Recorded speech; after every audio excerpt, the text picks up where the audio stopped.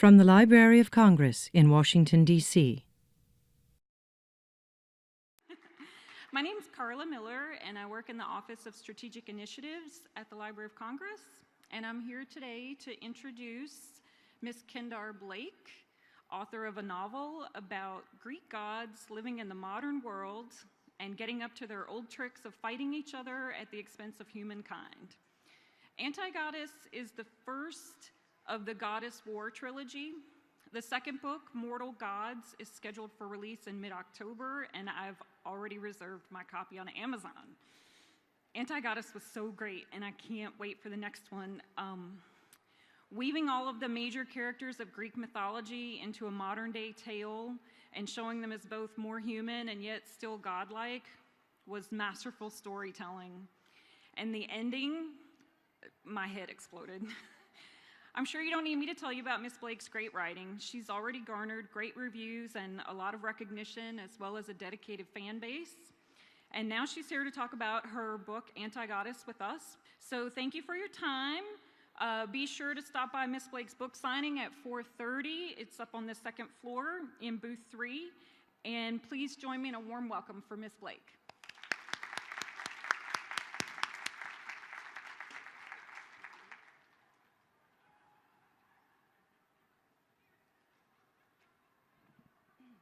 Hello. Thank you so much for that lovely introduction, and thank you for the fabulous event staff. Everything seems to be running so smoothly despite this being such a large production. I'm supposed to talk about Antigoddess. I will a little. I'm not gonna totally though. Thank you very much for having me to the National Book Festival. This is my first time in Washington, D.C. Very excited to be here, in large part because I have a cousin, Patrick, who lives here, and I haven't seen him since he was like yay tall, and now he's probably like yay tall, so I get to see if he actually changed during puberty or if he just got larger. I really wanted him to meet me at the Washington Monuments Reflector Pool so we could reenact the Forrest Jenny run, but he said no, and we'd get arrested, and then my aunt would have my skin. I'm also going to leave plenty of time for questions because I would rather talk about what you guys want to talk about and tell you what you would like to know. I'm sure you're a very wide, varied audience, probably have some readers here, I hope. Probably have some writers in the audience, some educators, so I'm always interested to hear your questions. I guess I'll tell you a little bit about what I write. And, okay, so to start off, my first novel was called Sleepwalk Society. It's published by a small press. Probably nobody's ever heard of it. They were lovely people, though. I love the small press. It was about, you know that time when you're graduating from high school and you just don't know what the heck you're supposed to do with the rest of your life?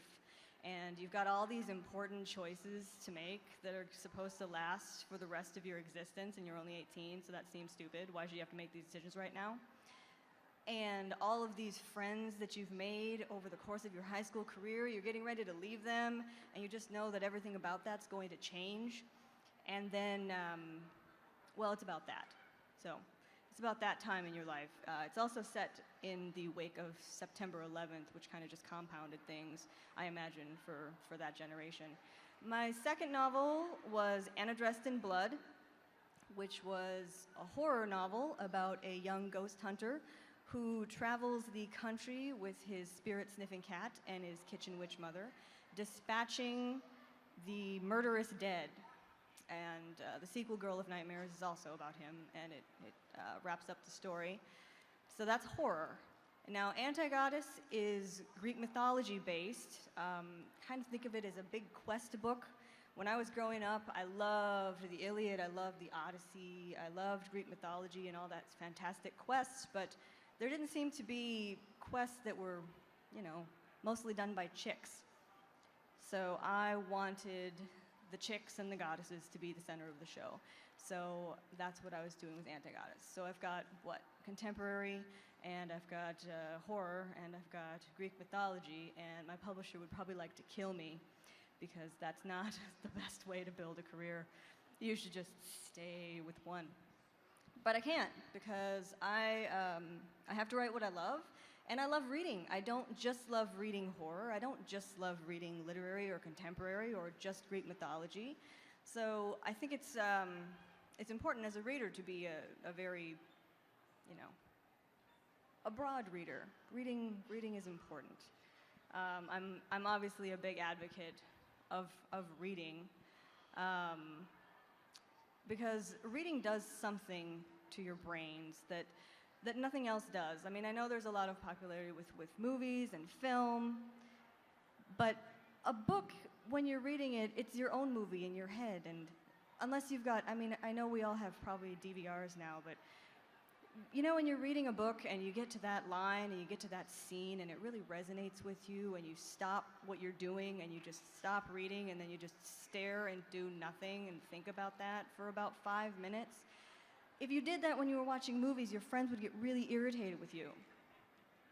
So, not to mention, the thing that you're imagining at that moment, it's all yours. Nobody else in the world is seeing it quite like you are, and that's a very, very special thing.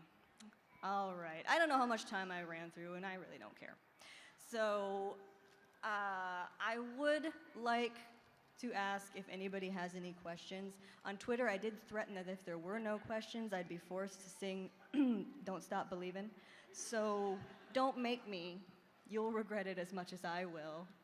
So, if anybody would like to ask a question about reading, writing, cheese, whatever, I will be happy to field those. Oh God, there aren't any. Okay. Hi. Hi.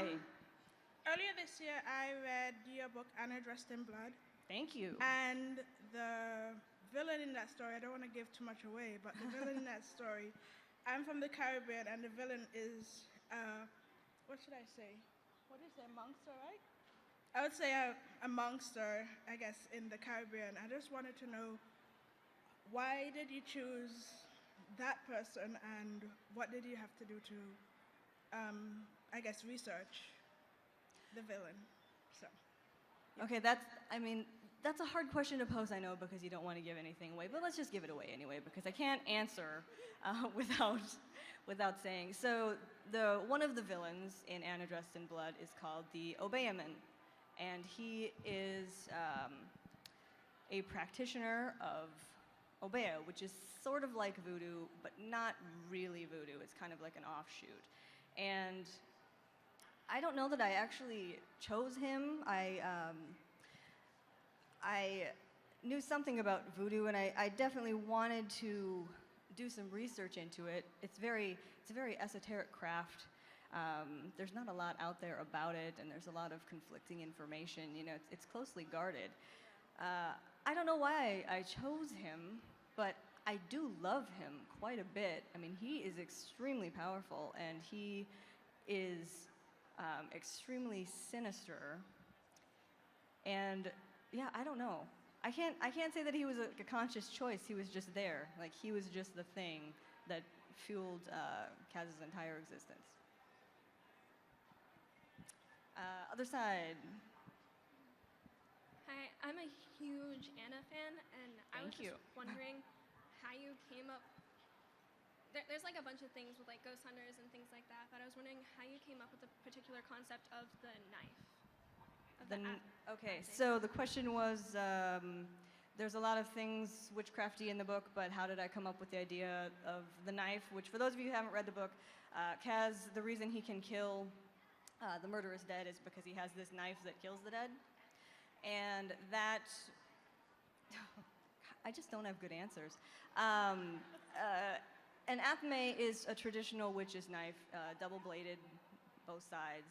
And Kaz's family is kind of like a witchcrafty family. So I thought it was natural. If you want to go a little bit more psychotic about this, and I do, serial killers use knives because it's a more personal kind of weapon. Guns are not gratifying to kill people with, like knives are gratifying to kill people with. So that's equally true about writing about killing people, I guess. because so, knives, yay. Hello. What is Hi. it like dating as a horror writer? What is it like dating as a horror writer? Well, I'm married, so I don't date much as a horror writer now. I don't know. I don't think that I would not have dated a guy who could not handle the sickness that I need to talk about on a daily or hourly basis.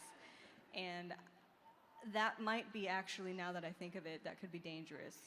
So if you young horror writers are out there dating, maybe your boyfriends should be troubled. If they're not troubled, you might want to rethink the relationship.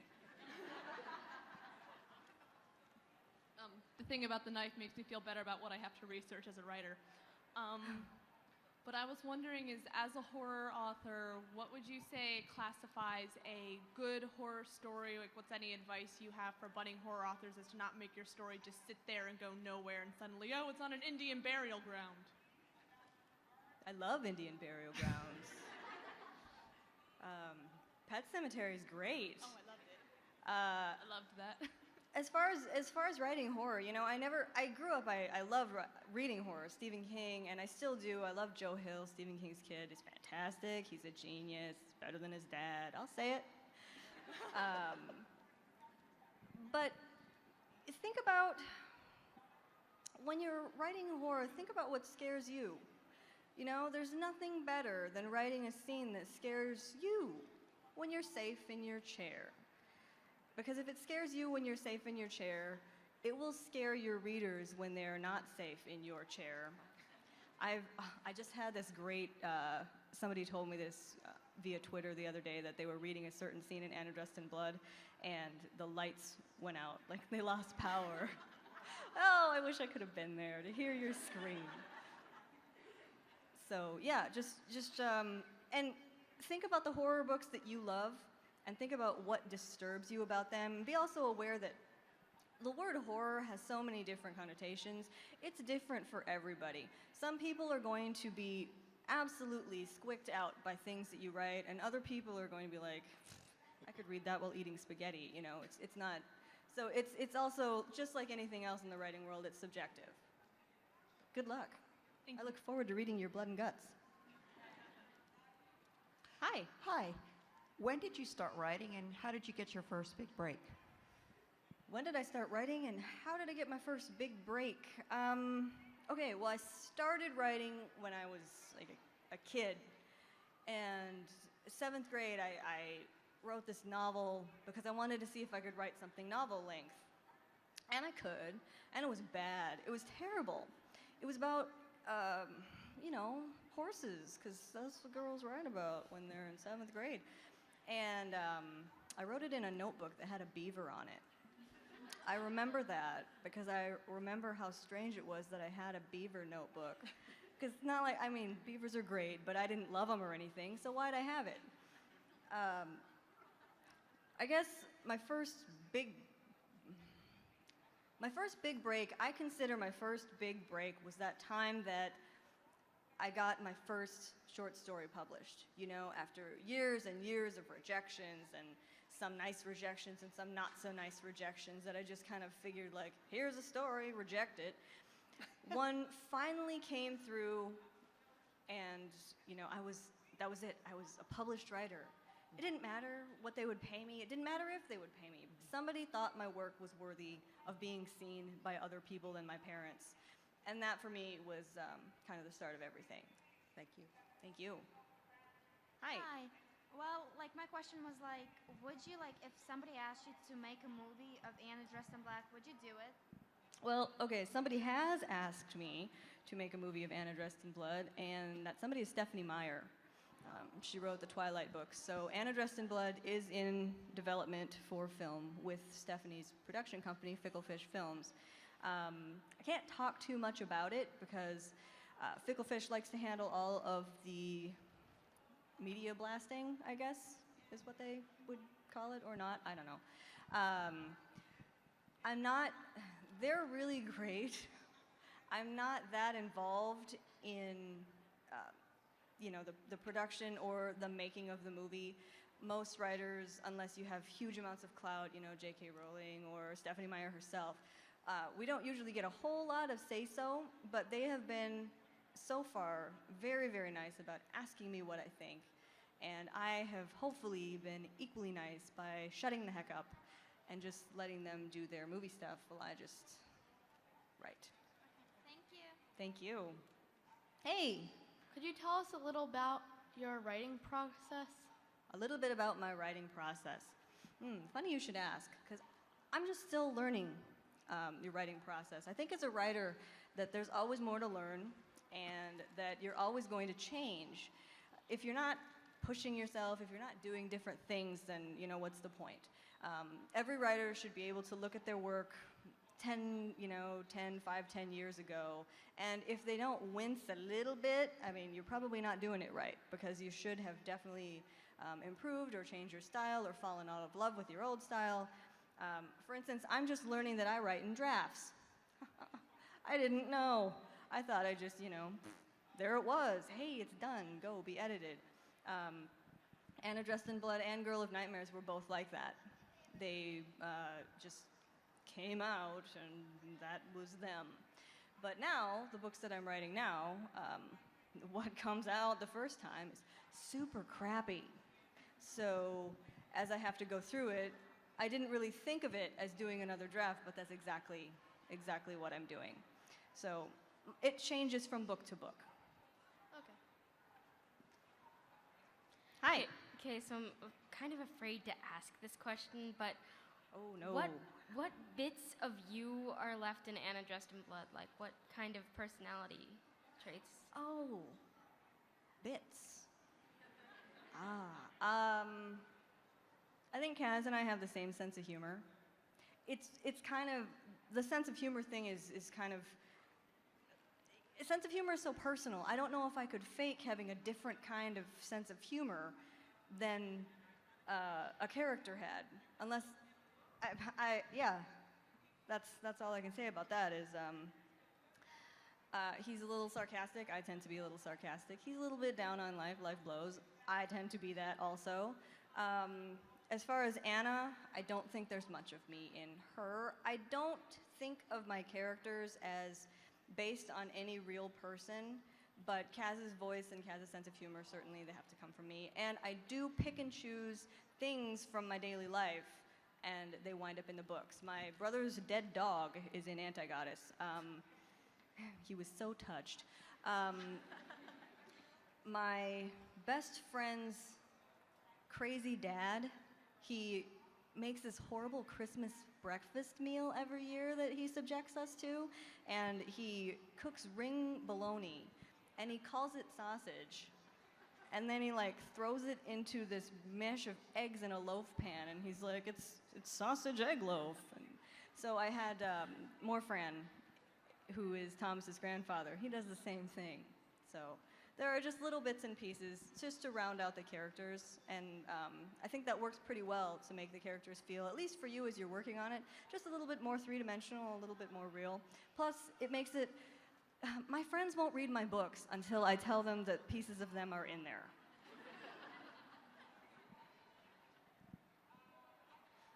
I have not read your book. I just bought it today, and I'm literally on page 28. But Oh, thank you. But for an author who is good enough to make my friend drag me here, when you're reading something and thinking to yourself, this is absolutely awful, how do you keep yourself going? Okay, when I'm reading something and thinking it's, Like that's something that you wrote, sorry. I'm sorry, what was that? If you're reading something that you're writing and you're just kind of thinking to yourself that this isn't very good right now, how do you keep yourself going and keeping yourself from just kind of giving up on it? Oh, well, luckily for the last couple of books, I've been under contract and deadlines, so I kind of gotta. But I mean, it's difficult. Some days, it's just not there. And I know when it's not there, you can feel it. You're just like, this is horrible. So what's the point? I just stop doing it and I give it a day or two to rest, because if I didn't, I just have to come back and erase that entire bit anyway. So you just kind of have to have faith that one crappy day of writing doesn't define your entire writing career. And if you give it some time, or reassess yourself, go read something completely different, just like a palate cleanser, and then it'll be okay. It won't suck. It won't suck after that. I hope. Thanks. Hi. Hi, I'm back. Would you ever consider a graphic novel adaptation of your Anna series? Of course. I'll consider anything. There hasn't been any interest in an Anna Dressed in Blood graphic novel series. I actually think that Antigoddess would be more suited to like a graphic novel or a comic book, because they're in Antigoddess, the Greek gods are living in present day, but they're dying, and they're each dying these horrible, disgusting deaths that are kind of related to what kind of gods they are. So Athena, she's the goddess of battle, goddess of justice, goddess of wisdom. Her sacred bird is the owl, and the way that she is dying is that owl feathers are kind of infesting her body like a cancer, and they like worm their way out through her entrails, or sometimes through her eye, or through her throat, or whatever.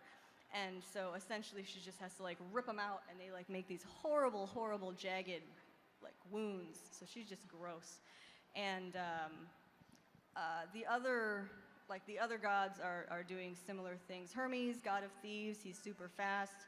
Unfortunately, in Antigoddess, his metabolism has kicked up to the point. His metabolism is so fast that he can't keep up with it. No matter how much he eats, he just keeps getting thinner and thinner and thinner and thinner until eventually his skin's just gonna split right off his bones. Demeter, the goddess of the earth and the hearth and all of that, she is stretched out across the desert, just completely dried. Like, she doesn't even look like a person anymore. She looks like a big skin rug, stretched out for miles. And so, let's see. Oh, the other one is Poseidon. He's kind of being taken over by the pollution of the sea. So his blood is all full of oil, and there's a piece of coral coming out where his eye used to be. And yeah, like kelp threaded through his veins, just cutting him all the time. And I would love to see somebody with artistic talent, just really draw those, because that sounds nice. And I don't see anyone on the other side, so one more thing. Oh, Do you yeah. ever have the moment where you tell yourself when you're researching something either really gross or really horrible, and you're just like, I'm a writer, I need this? Like when you're writing your horror novels, like something like Has the I knife. ever...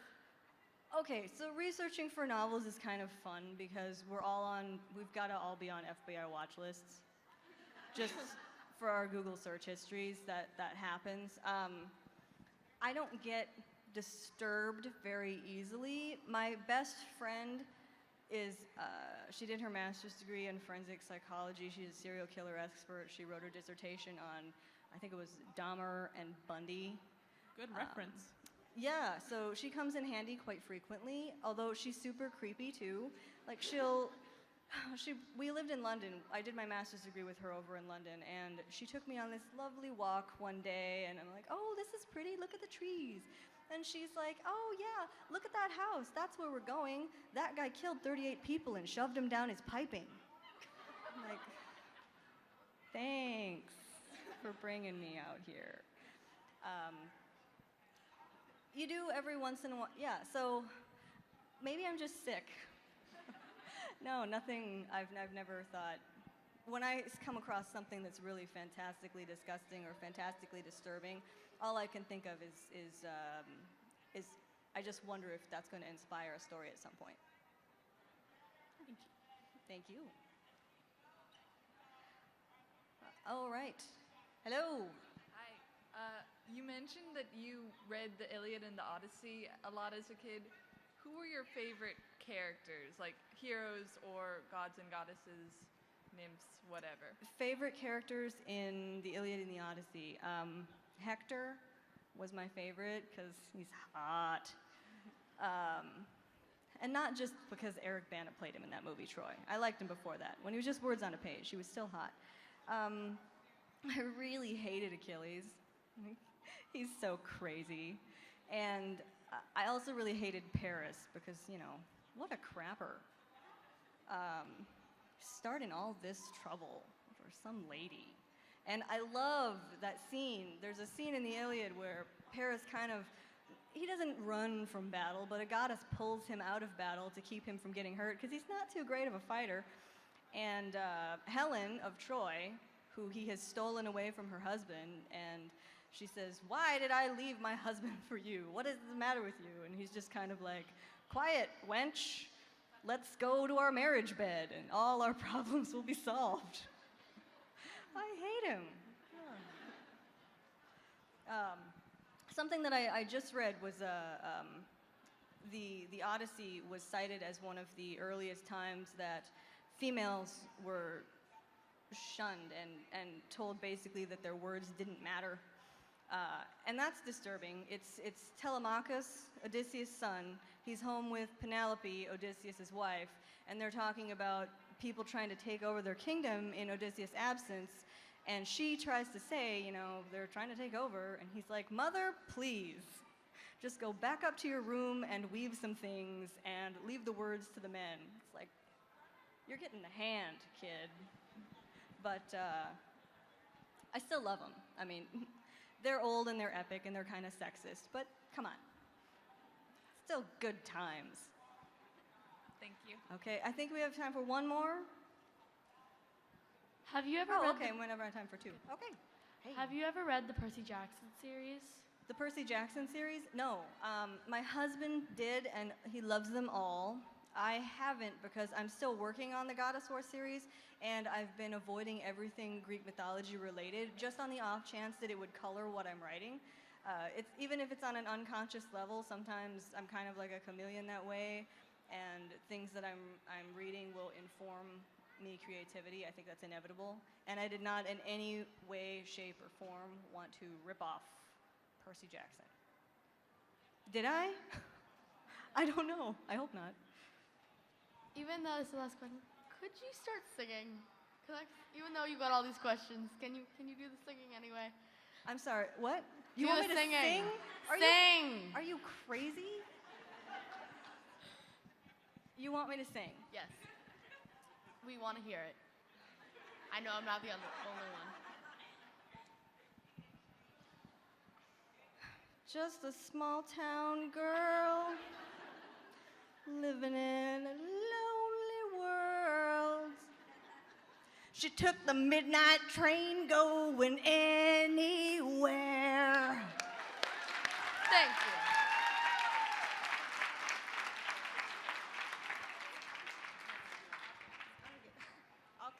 Okay, last question, yes. Last question. Go. Okay. Do you have any other job? Well, it isn't singing. No, I don't, actually. Writing is my full-time job, so I'm very, very lucky in that I just get to sit around and create things all day long when I'm not surfing the internet or, eating. I eat a lot. Yeah. Thank you for that question. Lovely question.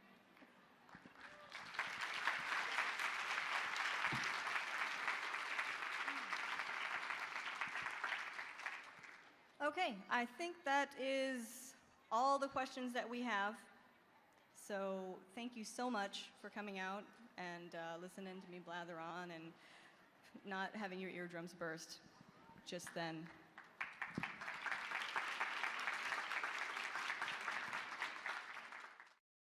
This has been a presentation of the Library of Congress. Visit us at loc.gov.